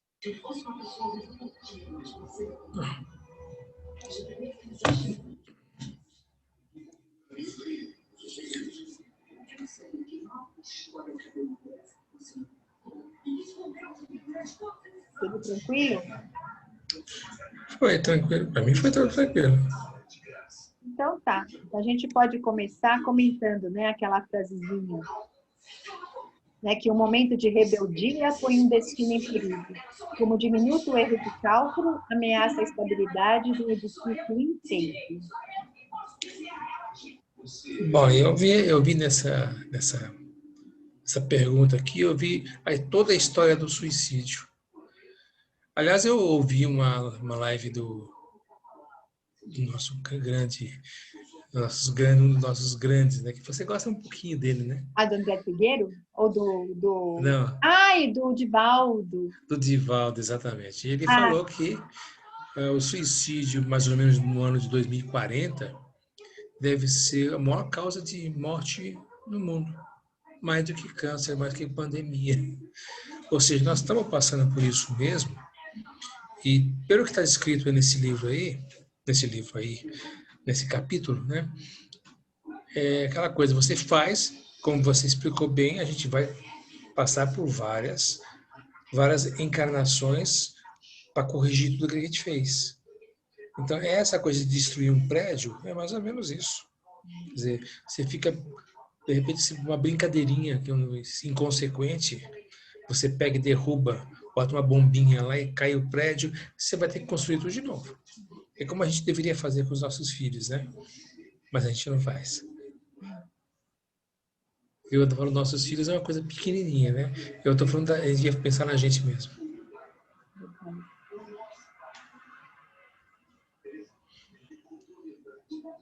é 1 minuto mesmo, né? Quer dizer, é muito rápido, né? Você destrói tanta coisa, né? Num tempo tão curto, assim, né? É muito triste, né? O suicídio assim, é aquela coisa mais triste que existe. E as consequências são tão desastrosas, tão sofredor, tanto sofrimento, mas de cada dia a gente vai tendo uma explicação nova. O Divaldo mesmo, essa semana, saiu nas publicações um trechinho de uma palestra dele, eu acabei indo atrás da palestra toda, que ele conta, não é? Porque assim, a gente tem visto muito, ainda mais semana passada, teve aí na Casa Verde um garotinho de 13 anos, né, que se jogou e mora no prédio que da amiguinha do meu sobrinho, então a mãe pediu oração, porque a filha viu o amiguinho, então ela estava assim traumatizada. Né? E aí eu falo assim, meu Deus do céu, né, 13 anos, né, um menino de 13 anos, como que é? Porque eu falei assim, a gente vê que eu falei assim, poxa, a Irene, ela não foi para vale nenhum, ela ficou ali do lado do Do marido, do né? marido, sem aquela coisa, e acabou sendo socorrida. Aí a gente vê o do Camilo Castelo Branco lá, que foi para o Vale dos Suicidas, né? E aí a gente diz, tem os atenuantes. E o Divaldo conta, então, né, esse caso, não sei se vocês chegaram a ver, de um casal, né, o médico psiquiatra e a mãe psicóloga, e que foram procurar o Divaldo. Você viu esse daí? É esse daí que você está falando, Ana? Não, não é esse não. Eu falo um outro. E desse daí, ele falou que os pais foram procurados, né? E aí, ateus, mas foram procurados, né? E aí, os pais chegaram lá, queriam conversar com ele, e aí o André falou que o Divaldo conta que quando se aproximaram os pais ali, ele já imediatamente apareceu uma senhora com um garoto, né? E aí ele viu que aquele garoto tinha se suicidado. E aí ele vê aquela cena, né? E a mulher diz assim, que ela era a avó que estava trazendo o neto. E conta, né, a situação. E aí ele diz assim, que o filho falia assim, eu me matei, eles são culpados. Né? E aí o Divaldo, meu Deus, eu não vou falar um negócio desses, né? E aí conversa, e sim, e aí eles falando que não acreditam em nada, e aí o Divaldo começou a contar algumas coisas, aí ele, psiquiatra, ela psicóloga, que ele estava entrando assim no inconsciente dela, que ele estava conseguindo captar as informações dela, e aí ele conversa bastante, eles orientam, eles acabam indo embora, mas voltam. Aí quando eles voltaram, né, eles falaram, a gente veio aqui de novo, mas a gente não acredita, porque o senhor é o inconsciente. E aí apareceu de novo a a mãe, a avózinha com o menino, né? E ele fez, no atendimento fraterno, eu converso com as pessoas, não dou comunicação. Mas aquele dia era uma situação tão atípica que ele falou que ele pegou o papel e fez uma psicografia da avó falando, e depois ela viu que o próprio menino tinha sido pego com né, a avó segurava a mão, e o menino escreveu. E aí tudo, ele foi contando tudo para os pais, né? E assim, aí o Divaldo falando, ele vira assim, detalhes de coisas que eles não poderiam saber. E aí o Divaldo fala, né, assim, dá umas... E foi muito interessante de ver, assim, o menino tinha se suicidado, mas assim, que ele falou assim, iria sofrer também pelo ato dele, mas ele foi acolhido pela avó, pela família. Porque no jovem, menino de 15, 16 anos, 17, acho. E aí ele diz o quê? Que os pais eram ateus e sempre falavam o quê? Que não existe vida depois do suicídio. E o menino, ele queria ser padre. Ele, desde pequenininho, ele adorava ir nisso, ele adorava ouvir. E os pais não admitiam, eles eram ateus. Eles não admitiam aquilo, que Deus não existe nada. Então, aquilo que o filho foi um sofrimento tão grande, de que assim, ele não podia seguir o coração dele, não podia nem ouvir uma missa, porque os pais não permitiam, ele falou, é melhor eu morrer, já que eu morrer não tem nada mesmo, prefiro acabar com isso do que viver nesse sofrimento. Olha que... Então, assim, o atenuante, né? Um garoto que ainda não tinha noção e por conta da educação dos pais. Então, tipo assim, foi um grande atenuante isso, né? Ele estava ali com o filho. Aí eu falei, realmente, cada caso é um caso, porque um garoto, né, de 12, 13 anos que se mata, gente, tudo bem, é um espírito já com a sua vivência, mas na Terra, você não tem a maturidade suficiente. Então, realmente, tem muitos atenuantes. Né? A justiça divina é tão intensa que a gente não tem essa capacidade ainda de compreender. Mas uma coisinha aqui e outra ali a gente vai tendo, né? O que a gente sabe é que assim, a oração pelos suicidas que a gente tem que fazer, porque é um sofrimento muito grande. E eu ouvi nessa entrevista daí ele falando, né, que em 2025 o número de suicidas vai ser muito grande. Nossa, a gente fiquei tão mal. Porque eu falei, meu Esse Deus, mês, esse mês é o mês do suicídio, de combate ao suicídio, né? Quer dizer, acho que devia ser não esse mês, vai o ano ficar inteiro. pior ainda, não é? Então, assim, a gente tem É, que rezar muito, muito, muito para que as pessoas possam buscar Deus, para ver se isso dá um alento para se sentir forte, para vencer o sofrimento, não é? Porque, assim, tem muitas pessoas que têm fé, que confiam em Deus, e também se matam. Tem espírita que se mata, mesmo sabendo do que vai encontrar. É que diz que assim, a pessoa está sofrendo tanto que não quer mais sofrer, e aí acaba acabando com a vida, né? Então, sim, tem vários, tem aqueles que têm depressão, então tem os atenuantes, tem aqueles que ele também diz no outro, não sei se é qual que é o caso que você vai tentar para ele falar, você conta. Do Divaldo. Do Divaldo? Foi isso que eu te falei sobre o. Do Ele fez a. lá, a projeção, Sim, né? E aí ele sim, disse a que no projeção. outro, também de um outro caso, que ele falou que o espírito veio falar com ele, né?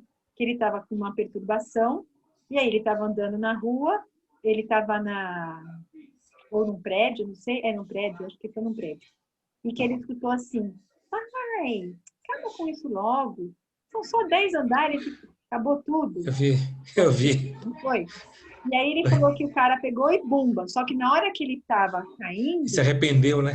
aí ele caiu em si, porque ele estava completamente como se tivesse hipnotizado pela entidade, mas aí não dava mais jeito. E aí ele fala, né, Divaldo, né, do sofrimento todo, mas que também teve, então, um atenuante por ele ter sido envolvido, mas ele também fez isso, né? Então, assim, Agora, muito... ele caindo e se arrependendo foi o que mais me chamou a atenção. No, Parece engraçado, né? Mas não é. assim, você fica Ele voltou. imaginando Né? uma pessoa que se despenca de um edifício super alto, eu acredito que chega na hora mesmo do máximo do sofrimento, pode ser que alguns estão tão assim vendo naquilo aquele que vai acabar com a vida, mas acho que numa queda dá tempo da pessoa ter esse arrependimento, porque o próprio instinto de sobrevivência, na hora que você está caindo, deve aflorar, não é? E deve ser uma situação tão horrorosa. Ai, Deus me livre, gente. Que situação triste demais. É muito triste, né? Nossa Senhora. Só orando muito mesmo. Vou me curar demais, né? Então, vamos à segunda, né? Que ele vai falar sobre... quando ele está orientando a Irene, então, não é? Das escolhas que fizemos. E aí a gente já falou, mas então o que vocês entenderam desse reajuste? Como que é feito?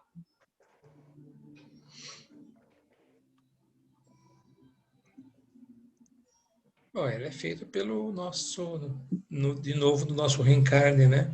E ele é feito com novas provas, né? Eu acho que você vai ter que ser, como você falou agora há pouco, né? A história da pedra, né? A gente vai ter que ser lapidado. Nada mais do que isso. Eu acho que Os espíritos dizem assim que muitas pessoas que se suicidaram naquela se você se suicidou com 30 anos. Quando você tiver com seus 30 anos, você vai estar vivenciando uma situação semelhante para você conseguir superar aquilo. E tem alguns que têm aquela recidiva, né? Eu já ouvi, assim, não sei que livro mais que eu li, que assim, várias existências ele se matava, né? Até que ele vem, então, numa existência, assim... Bom, o perispírito está tão danificado que ele vem, assim, sabe aquelas coisas que a gente vê de aberração? Sem braços, sem pernas, sem nada, assim. Ele não podia ter nada, porque assim, mesmo ele vindo com um monte de deficiência, ele ainda conseguia encontrar meios de se matar. E aí ele veio como se fosse um vegetal, e assim, nessa existência ele ia conseguir recompor o perispírito dele, porque ele não ia ter condição nenhuma de se matar. Então, que ia ser uma bênção. Então, às vezes a gente vê uns casos desses, né? Você fala, meu Deus do céu, que resgate que é esse, não é? Você vê um feto, uma criança que nasce com tanta deficiência, a bênção que está sendo para esse espírito, esse reencarne dessa situação, essa renovação mesmo, né, do psiquismo, do perispírito. E aí, se você faz um ultrassom, você vê que aquele feto é deformado, você faz um aborto porque você não quer ter um filho deformado. Você já imaginou o que é para o espírito isso? O sofrimento maior ainda? Né? perdeu a Então, chance. né, perder uma chance dessas. Então, a gente tem mesmo que, por isso que a doutrina nos esclarece e mostra, né, que assim, a gente tem que estar com o coração aberto para a vontade de Deus, porque as coisas estão aí para a gente melhorar. Eu já contei para vocês uma vez, mas quando saiu aquela lei de poder, que eles queriam aprovar aquela lei do aborto para as crianças, né, do microcefalia, essas coisas todas, né? Que o Divaldo está lá na página da Mansão do Caminho ainda, a mensagem que a Joana de Ângeles coloca, né? Esses espíritos que estão nascendo com essa cabeça, com problema, né, da cabeça pequenininha, a grande maioria são espíritas suicidas que se atiraram do alto e esfacelaram a cabeça. Então, estou nascendo assim, que é um comprometimento. Quer dizer, o perispírito está danificado e que os pais dessas crianças, indiretamente, estavam ligados àquele suicídio. Então, também foram corresponsáveis por aquilo. Então, aceitaram receber aquele filho naquela condição para ajudar aquela criatura a se reerguer. Aí você faz um ultrassom, você vê que tem a cabeça pequena, que vai ter essa deficiência, você aborta. Então, na verdade, você contribuiu com o suicídio dela numa e na outra você foi o assassino. Né? Olha aqui, que resgate, o que você está fazendo para você, né? O que a ignorância faz com a gente, né? Então, graças a Deus que a gente tem esse conhecimento e tem que passar adiante para tocar algum coração. Né? Então, vamos lá, gente. Alguém quer falar? A outra? Se esse horizonte, por vezes, se faz mais longínquo, nunca se torna inatingível.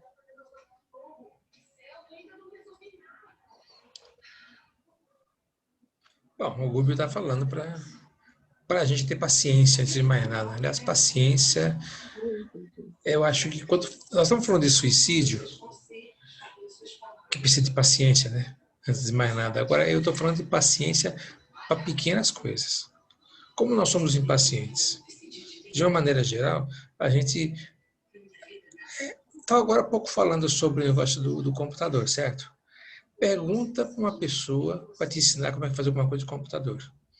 Na terceira vez, ela te xinga, Não, porque ela não tem Eu paciência. não. Não, o Gabriel não, o Gabriel não. não, aí a gente pega e... Ou a gente tira a pessoa, a gente faz, né? Ai, não é mais rápido. É verdade. É, Nossa. a gente não tem paciência. Quer dizer, o professor hoje em dia, e você conhece bastante professor que eu sei, ele, os mais antigos ainda tinham muita paciência. Hoje em dia, os mais antigos, eu não estou elogiando as pessoas mais antigas, não. Só estou dizendo o seguinte, que a vida vai fazendo isso com a gente. Tá? Então, hoje você vê as professoras mais novas, elas deixam para lá, porque elas não têm muita paciência, não. Pergunta 2, 3 vezes a mesma coisa para a professora, ela fala assim, nossa, ela não fala, tá? Mas ela faz uma cara como que diz, como que a cara é burro. Eles não têm paciência para ensinar. Estou falando da professora, estou falando do trânsito. E é isso, né? O caminho vai chegar. A gente pega uma estrada, calma, você vai chegar. É só ter paciência. Mas é difícil. É difícil. Nossa, é muito difícil. Ele falou para a gente ter paciência. Então, vamos lá. A outra, quando a Irene O que explica... importa é a direção É, e não a velocidade. Agora chega lá. Então, com certeza. Eu sou um perdido, viu? Concordo com você. bom, a 4 a gente também falou, né, nos comentários ali, da orientação do Google, Sim. né, da Irene. Então, a gente pode ir para 5. Qual a mensagem, assim, que vocês, né, sentiram que foi... que tocou mais você, que ficou com nesse capítulo aí?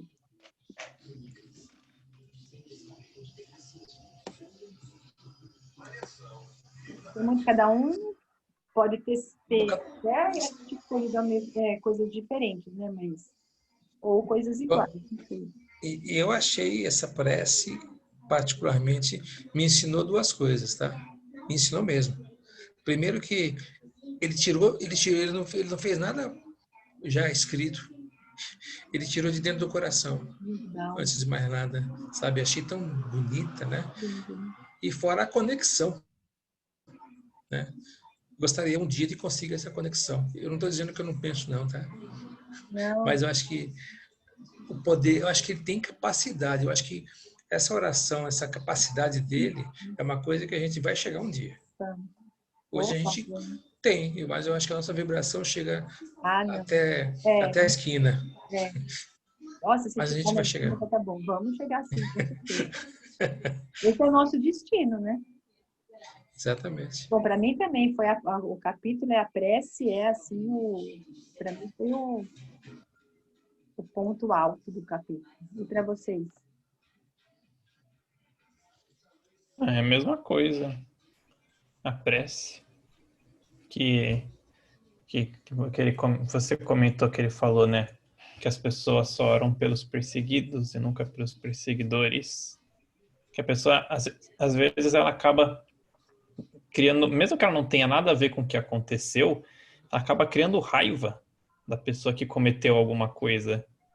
E ela acha que a outra pessoa não merece perdão, que ela não precisa de ajuda. É tipo você não querer que falam, você operaria um médico ou um ladrão, né? Se os dois precisassem de ajuda. As pessoas falam médico só porque o ladrão fez errado. As pessoas acabam ficando com raiva de quem faz errado. Eu achei bonito ele lembrar de orar por eles.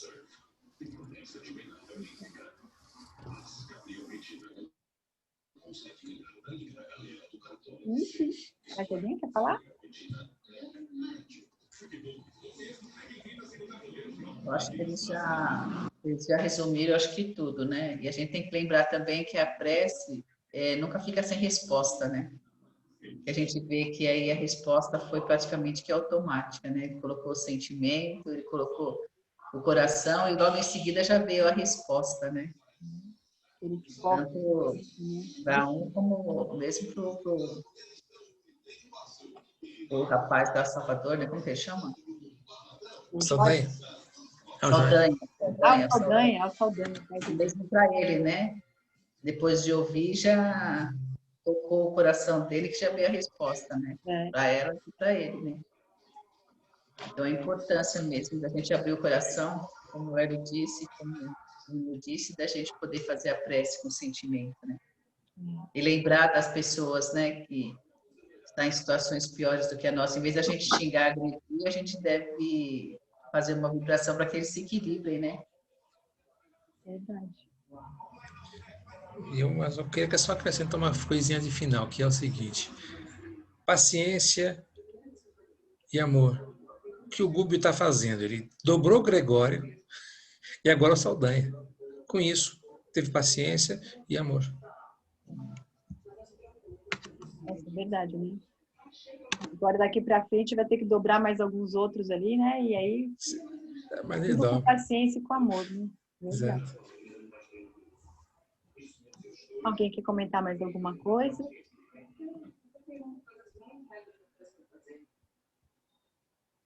Então, para a semana que vem, né, saímos da missão de amor. Vamos ali para a convocação familiar, né? Botar ali o povo lá para começar a se entender, né? O capítulo 13. Logo eu passo as perguntas. Então, acho que podemos encerrar por aqui, né, o nosso estudo de hoje, guardando mesmo, acho que essa oração que vai ficar sempre com a gente. Uma oração tão tocante. Aliás, todas as orações desses espíritos, a gente vê como é que conseguem, tanta coisa que eles falam, né? Que tanta lucidez. Meu Deus do céu, é o que você falou. A gente pensa, nossa, um dia acho que a gente vai fazer isso também. Então, vamos batalhar. Então, gente, vamos partir para nossas ligações. Alguém gostaria de fazer?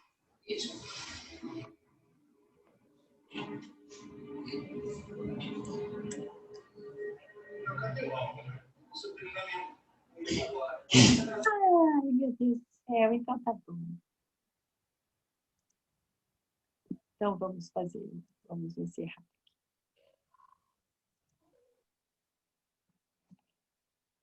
Senhor Jesus, nós te agradecemos pelos ensinamentos que este livro nos passou, que possamos nos fortalecer nesse propósito,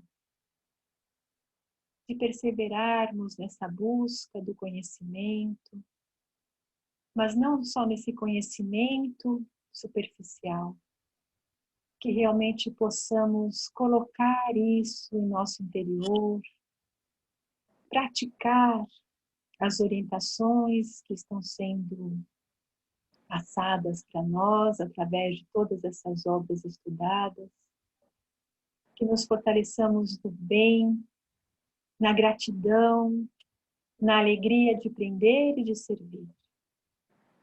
E que nessa noite, Senhor, como gratidão por tudo que recebemos, pela oportunidade do estudo, pelo amparo que recebemos, nós queremos fazer a nossa parte também e doarmos. Ainda somos tão pequenos, mas somos capazes de doarmos o que melhor nós temos em nós, desejando do fundo do nosso coração que as nossas energias possam ser canalizadas nesse instante. Que a nossa vibração de amor, o nosso desejo de paz, a nossa vontade de que a nossa oração possa levar o lenitivo para as dores dos doentes, que possa afagar aquele coração dolorido, que possa levar esperança a um coração em desespero. Que isso, esse nosso desejo, nós entregamos para Jesus. Para que Ele reúna essas nossas vibrações e com elas envolvam o nosso planeta em paz, em entendimento, em despertar do aprendizado do Evangelho em todos os corações. que possamos aprender a nos amar, a nos respeitar, aprender a ser solidário, fraterno, Senhor. Que possamos aprender a olhar o outro e a sentir que cada um pode, através do amor e da fé, ser útil com quem está ao lado. Jesus querido, que nós possamos levar o nosso abraço a todo aquele coração desesperado. Que essas pessoas encontrem, Senhor, a esperança, encontrem a fé para que possam ter a certeza de que os momentos difíceis irão passar. Que elas possam ter a certeza de que o Senhor está no comando de tudo e que envia os seus mensageiros para auxiliar a todos. Que todos possam aprender a abrir os seus corações para a renovação mental, para que possam abrir a brecha do coração, para que venham ao seu encontro esses anjos divinos, que em nome de Deus trabalhem pela humanidade. Vamos vibrando por todos os médicos, para que os profissionais da saúde despertem seus corações para Deus e assim sejam inspirados para levarem o melhor a seus pacientes. Vibrando para que todos os líderes de nações tenham responsabilidade ética, para que todos os políticos tenham consciência da responsabilidade de seus cargos e possam, Senhor, terem essa postura honesta e levarem realmente o progresso, o crescimento aos seus povos. Vibrando por todos os empresários que ofereçam condições dignas de emprego para seus funcionários. Vibrando por aqueles corações desesperados que perderam seus empregos, que não têm onde morar, que por conta dessa pandemia estão numa situação financeira muito difícil, que eles não percam a esperança, que portas se abram, que os empresários se reinventem, para que os governos possam, Senhor, deixar de lado essa politicagem e realmente se unirem para o bem e para o crescimento dos países. Vibrando amor pelos corações endurecidos, para que aqueles que se comprazem no mal, nas viciações, nos crimes, nessa vida leviana, que permitam, que possam permitir com que Jesus adentre seus corações, que possam ser conduzidos no caminho do bem.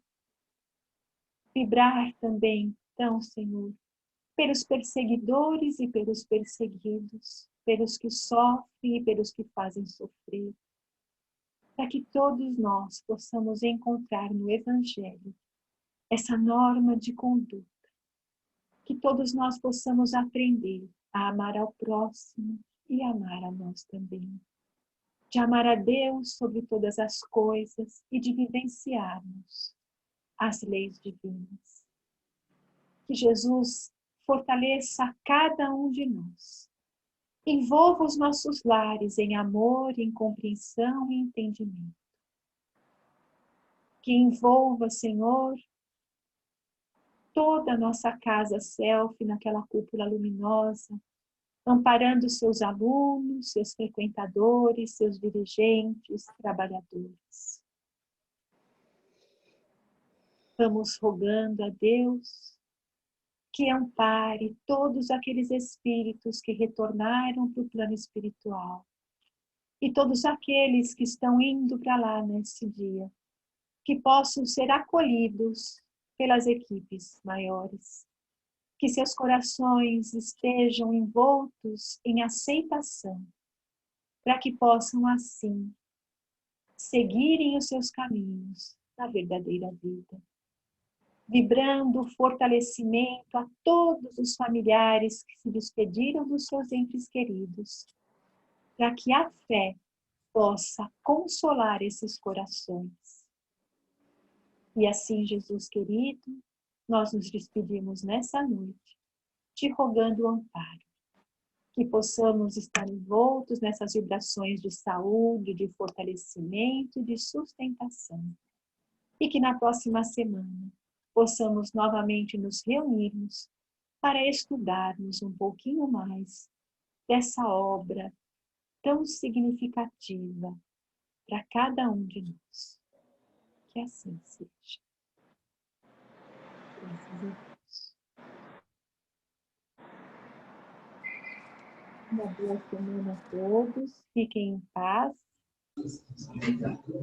E até segunda-feira. Segunda, se Deus quiser. Para vocês todos, um abraço para vocês, hein? Tchau, tchau. Boa semana a todos. Tchau, um abraço.